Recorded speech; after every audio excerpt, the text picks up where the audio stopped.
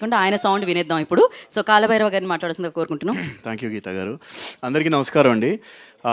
నాదేం లేదండి, నాకు మత్తువదల సినిమా చేసినప్పుడు నేను అది నా మొదటి సినిమా, నా డెబ్యూ. అది నాది తమ్ముడిది ఇద్దరిది కూడా ఒకే సినిమాతో డెబ్యూ చేసాం.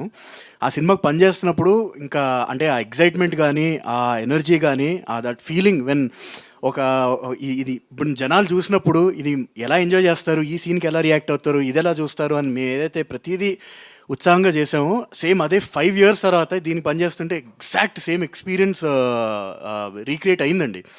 సో బికాజ్ సేమ్ టీంతో పనిచేయడం వల్ల అవ్వచ్చు, లేకపోతే ఈ సినిమాకి పనిచేయడం వల్ల అవ్వచ్చు, ఆ క్యారెక్టర్స్ కానీ స్టైల్ ఆఫ్ టేకింగ్ కానీ ఇలాంటి సినిమాలు అంటే మేకింగ్ వైజ్ కానీ ట్రీట్మెంట్ వైజ్ కానీ ఇలాంటి సినిమాలు ఎక్కువ చూడం.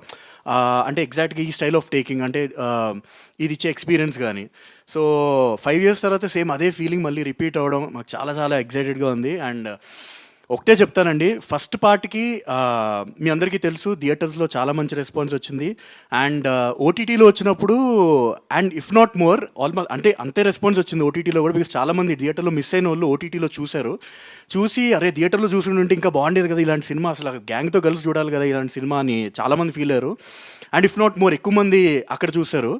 సో ఇప్పుడు వీఆర్ వెరీ కాన్ఫిడెంట్ దట్ ఇప్పుడు సీక్వెల్ కాబట్టి ఇప్పుడు ఓటీటీలో చూసిన వాళ్ళు, థియేటర్స్లో ఎంజాయ్ చేసిన వాళ్ళు మళ్ళీ అందరూ కూడా థియేటర్స్కి వచ్చే చూస్తారు, ఎందుకంటే ఇది థియేటర్స్లో ఎంజాయ్ చేయాల్సిన సినిమా.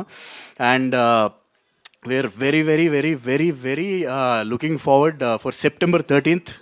September 13th అందరూ థియేటర్స్కి వచ్చేసేయండి. థియేటర్లో మొత్తం ఇంకా సినిమా అంతా ఇదే సౌండ్ చేద్దాం. Thank you. Thank you so much. And Mythri movie makers నుంచి రవి గారు